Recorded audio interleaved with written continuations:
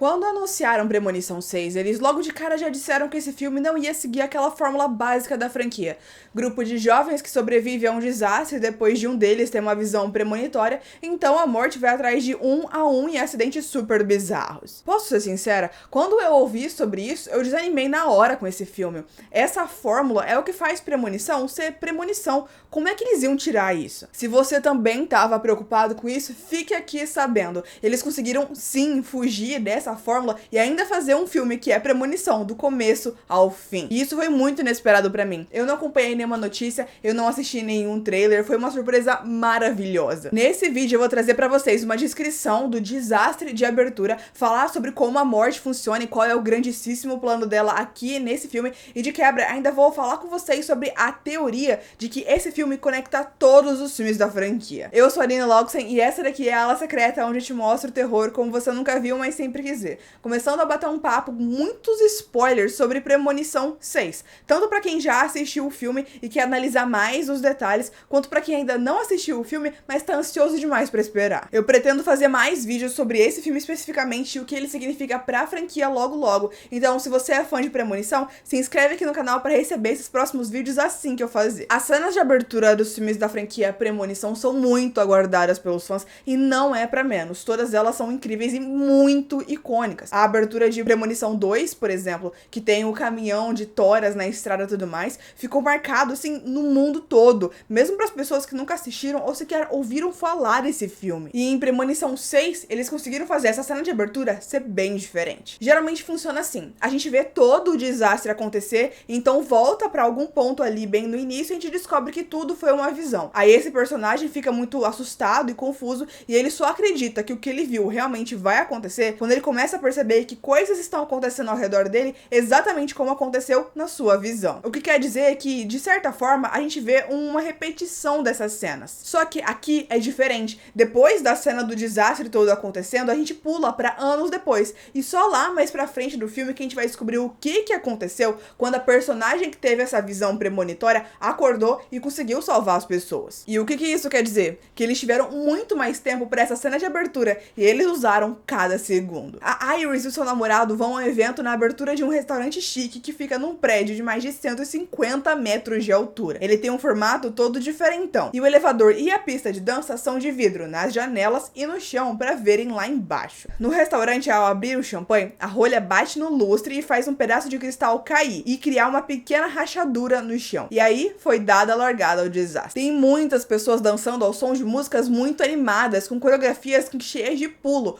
o que faz aquela pequena rachadura ir aumentando cada vez mais e ninguém ali percebe. Mas esse não é o único problema nessa aberração da engenharia que é esse prédio, porque enquanto eles estão lá dançando e pulando pra caramba, a gente vai vendo a estrutura de metal que tá segurando toda essa estrutura ali em cima balançando junto e os parafusos se soltando. Nessa altura a gente já se pergunta, o que vai cair primeiro? O chão de vidro ou toda a estrutura do lugar? Mas calma, que ainda dá pra piorar. Ao subir pra uma área aberta, a Iris vê um garotinho endemoniado jogando moedas lá embaixo. Uma dessas moedas é levada pelo vento e entra no tubo de ventilação e acaba parando um dos ventiladores. Esse ventilador empurra ela com uma velocidade bem grande e ela bate num tubo que tem gás. Começa um vazamento. Ao voltar pra festa, a Iris tem uma sensação ruim e isso faz ela se afastar da pista de dança, bem na hora que o vidro quebra e todos que estão em cima dela caem, incluindo o seu namorado que tinha acabado de virar o seu noivo. As outras pessoas que estavam no restaurante entram em pânico e começam a correr pra todos os lados. Nisso, alguns cozinheiros que estavam fazendo comida flambada ali no meio do restaurante causam incêndios em algumas pessoas e algumas partes do lugar explodem. As pessoas correm para as escadas, mas finalmente a estrutura do lugar começa a ceder e uma parte toda da escadaria é destruída e aí é impossível de descer. A Iris tenta correr pro elevador, mas é empurrada pelos outros sobreviventes desesperados que lotam tanto o elevador que ele despenca e cai lá de cima a toda velocidade. Nesse momento tinham poucas pessoas vivas, o que quer dizer que a Dona Morte ainda não estava terminada. Parte do restaurante simplesmente desaba e o piano termina de matar as pessoas que tinham restado. A Iris fica presa lá em cima sem ter como sair, porque não tem mais escada e nem elevador.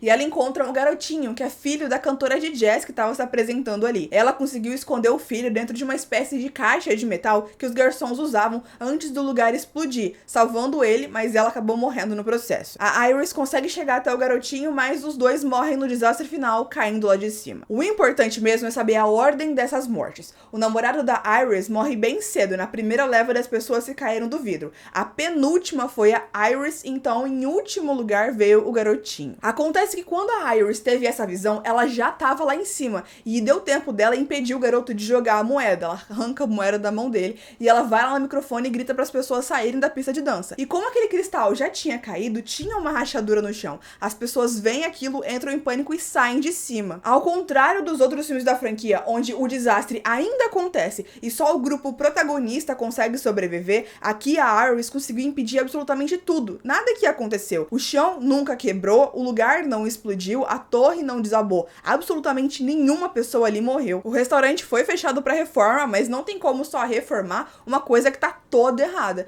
Então, depois de alguns anos, foi demolido. Por causa disso, centenas de pessoas que deveriam ter morrido estavam vivas, e a morte teve um trabalhão com isso. Eram tantas pessoas, e a morte faz tanta questão de fazer uma morte super elaborada para cada um, que ela demorou mais de 50 anos para matar todos eles. E ao longo desse tempo, esses sobreviventes foram tendo filhos, e esses filhos tendo outros filhos. São todos descendentes que nunca sequer deveriam ter nascido, ou seja, eles precisavam morrer também. A morte levava as pessoas na ordem que elas deveriam ter morrido naquele dia lá na torre. Por isso, o namorado da Iris sobreviveu o tempo suficiente para ver o filho deles nascer. Ela estava grávida durante aquele evento e ainda tiveram uma outra filha, mas logo depois ele morreu. Isso porque ele morreu naquela primeira leva das pessoas da pista de dança, porém ele foi o último entre eles a morrer porque ele conseguiu se segurar por mais tempo. A Iris foi a penúltima a morrer no desastre, por isso a morte demorou tantos anos para chegar até ela, e quando chegou, ficou basicamente presa. Isso porque a Iris ficou obcecada com a premonição que ela teve, e nos anos seguintes foi percebendo padrões de acidentes bizarros, matando as pessoas que tinham sobrevivido naquele dia. E ela logo entendeu o que estava acontecendo. Ela descobriu como prever o que a morte ia fazer e via a morte em todo lugar. Por isso, ela criou os filhos literalmente presos em casa, falando sobre mortes horríveis o tempo todo,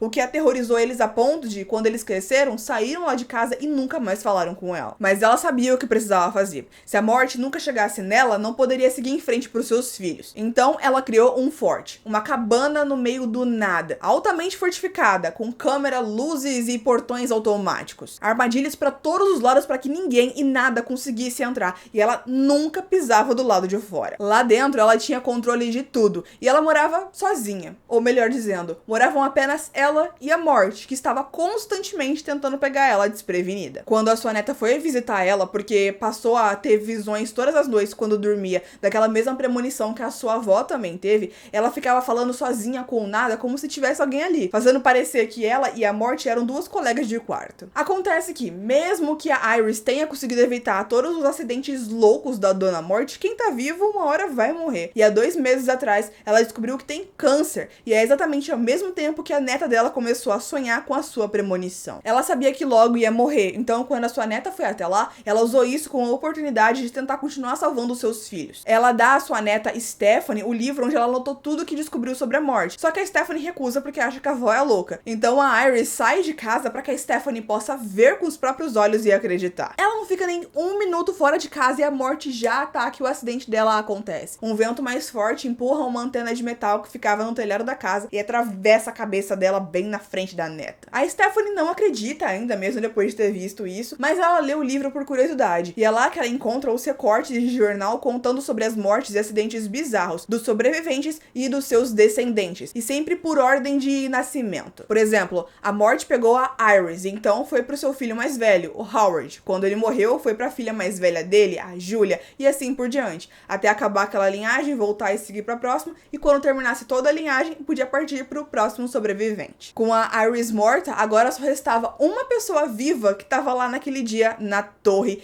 e é aqui que vem a surpresa. William Bloodworth, personagem de Tony Todd que apareceu em todos os filmes de premonição, sempre sendo o cara sinistro e misterioso que, de alguma forma, sabe sobre os planos da morte, que aconselhava os sobreviventes dos desastres e dava pistas do que acontecia, sobre como a morte não gostava de ser trapaceada e coisas assim, que os fãs passaram anos teorizando se ele era um anjo, um mensageiro ou até a própria encarnação da morte. Ele era o garotinho garotinho que seria o último a morrer lá na torre. A mãe dele o salvou, mas acabou morrendo na explosão. O que quer dizer que anos antes dos eventos desse sexto filme, a mãe dele deve ter morrido num acidente super horrível. A Iris conseguiu encontrar ele alguns anos depois do que aconteceu na torre e entrou em contato e conversaram com ele, e ela contou pra ele tudo que sabia sobre a morte. E os dois começaram a estudar esses eventos juntos. Foi ele que ajudou ela a construir o forte naquela cabana, ele levava os remédios pro câncer dela até lá. É por isso que ele sabia tanto sobre esse assunto. Ele nunca teve a premonição, mas a sua vida foi salva por causa de uma, o que faz ele ser o último nome numa lista muito longa da Dona Morte. Quando a família de Iris encontra o William, ele conta o que sabe pra ajudar. Só tem duas formas de você conseguir sobreviver a isso, e é ou matar uma pessoa e roubar os anos que essa pessoa teria, ou então você mesmo morrer e ser trazido de volta. Mas ele não se importa mais com isso. Com a Iris morta, ele sabe que a vez dele tá chegando logo e ele já aceitou isso. Aliás, essa cena é muito, muito, muito, muito linda. Eu chorei assistindo ela. Eu não tava esperando chorar nesse filme, mas aconteceu.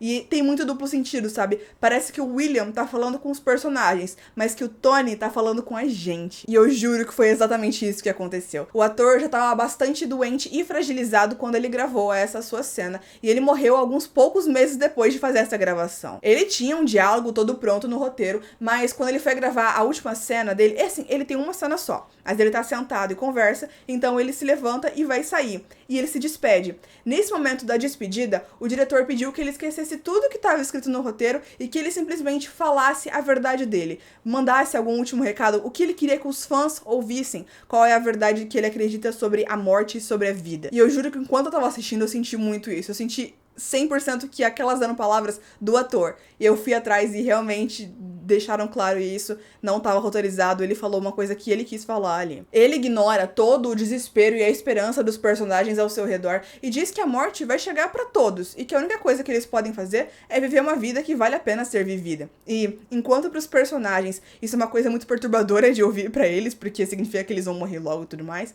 pra gente que é fã é exatamente o oposto. É um reconforto e é muito emocionante. É tipo 100% a melhor despedida de personagem e ator de uma franquia de terror que eu já vi e que nunca vai ser superada. Antes eu achava que era a despedida da personagem da Sidney Prescott em Pânico 5, mas já que a personagem vai voltar em Pânico 7, isso não significa nada, ela até saiu dessa lista. Enfim, a Iris morreu, então o seu filho mais velho teve o seu rosto picotado por um cortador de grama. A filha mais velha dele foi esmagada por um compactador de lixo, o outro filho dele morreu com uma mola de máquina que vendia doces no hospital enfiada no cérebro dele. Então a filha mais nova da Iris morreu quando um poste de energia caiu em cima dela. A Stephanie quase morreu afogada ali mesmo, logo depois da sua mãe, mas o seu irmão conseguiu trazer ela de volta. E os dois acreditam que venceram a morte porque ela foi ressuscitada. E como a Dona Morte é uma, assim, rainha do drama, ela ficou quieta na dela e não mexeu mais com eles por algum tempo, acho que alguns meses no mínimo. Até que eles descobrem que, na verdade, a Stephanie naquele momento não estava morta, ela estava só inconsciente, então eles nunca conseguiram vencer a morte, ou seja, eles ainda são os próximos da lista. Nesse momento, um trem descarrilhado que saiu dos trilhos por causa de uma moeda,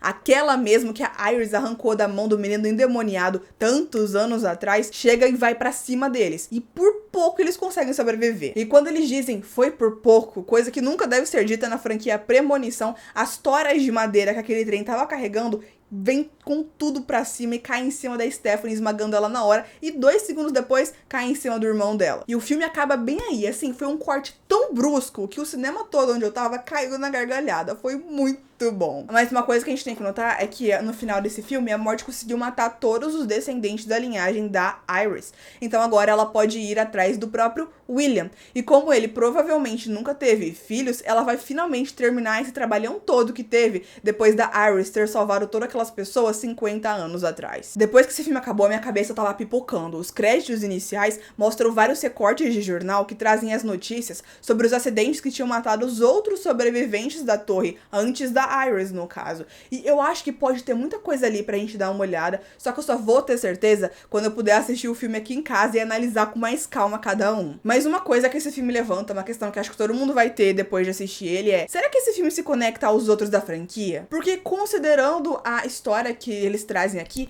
é possível imaginar e também considerar que os personagens dos outros filmes eram descendentes das pessoas que sobreviveram ao desastre da torre, e por isso eles tiveram mortes tão loucas. E sim, se você pensar nisso por um segundo faz sentido, mas se começar a analisar um pouco mais, vai ver que essa teoria começa a se complicar. Vamos considerar que isso seja verdade, que o Alex, a Clear, a Kimberly, todos os personagens que já passaram pelos filmes antes são conectados, porque todos eles são parentes de pessoas que sobreviveram à torre. Será que isso não seria coincidência demais? Existem 3 opções para que essa teoria seja verdade. Eu vou usar o primeiro filme de exemplo pra gente analisar aqui. Primeira opção e menos provável: todas as pessoas que estavam naquele avião eram descendentes dos sobreviventes. E assim, era coincidência demais conseguir juntar todo aquele povo junto no mesmo momento. Segunda opção: todas as pessoas que estavam naquele avião precisavam morrer porque era a hora deles mesmo, aquele avião realmente ia cair de qualquer forma. A morte só manipulou para que os descendentes estivessem ali dentro no mesmo momento. Nesse caso, o único descendente mesmo seria o Alex, que teve a visão. Terceira opção: a morte só queria o Alex e derrubou um avião inteiro, cheio de gente inocente que não tinha nada a ver com isso,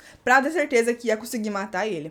Nesse caso, queria dizer que a morte está mais preocupada em matar quem não deveria estar vivo do que manter vivo quem não deveria morrer. Essa última faz a morte parecer uma vilã muito mais assustadora e cruel, até porque aqui mesmo em Pânico 6, aquele trem, quando descarrilhou pra matar só a Stephanie e o irmão dela, atropelou umas 5 casas no mínimo. Será que todas as pessoas que morreram ali naquele acidente precisavam mesmo morrer, ou elas só foram um efeito colateral? Outro possível furo nessa teoria é que nos filmes anteriores, os outros visionários, ao pesquisarem e estudarem mais sobre a sua própria visão, em algum momento iriam encontrar sobre uma outra pessoa que teve uma visão anos atrás e que acabou salvando a vida de algum parente deles, mas isso nunca aconteceu. Agora vamos considerar que exista uma forma de explicar tudo isso e de tapar todos os buracos dessa teoria. Se isso for verdade mesmo, e todos os filmes anteriores da franquia foram na verdade a Dona Morte corrigindo o erro da premonição da Iris, sabe o que isso quer dizer? Que a franquia acabou. Como eu disse, depois do final do 6º filme, só resta apenas o William pra Morte matar. Depois disso, ela pode voltar a matar as pessoas de forma mais normal e menos psicótica. E eu acho que ninguém tá pronto pra dar um adeus definitivo pra franquia. E com o sucesso todo que estão esperando que esse filme vai fazer, eu duvido muito que a produtora vai querer pôr um fim nisso. Mesmo que esse fosse meio que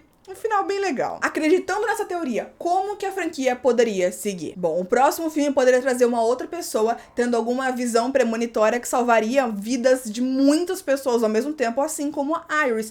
Mas isso não seria meio preguiçoso? Mas assim, também, pra ser bem sincera e honesta com eles, eu não consigo imaginar formas muito inovadoras que a franquia pode seguir a partir daqui, com ou sem essa teoria. O que você acha de tudo tá conectado? Você acha que fica melhor assim ou prefere que cada filme seja uma coisa separada? Eu acho que eu prefiro que tudo seja separado, apesar de apreciar uma ideia de conexão. Pra mim, eles terem explicado a origem e colocar uma explicação pro personagem do William foi perfeito e o suficiente. Deixa aqui nos comentários qual outro vídeo sobre Premonição 6 que vocês querem. Ranking das mortes, resumo da história completa, final explicado, alguma coisa assim, vocês que mandam. Deixa o seu like no vídeo, se inscreve no canal para receber esses próximos e eu te vejo lá.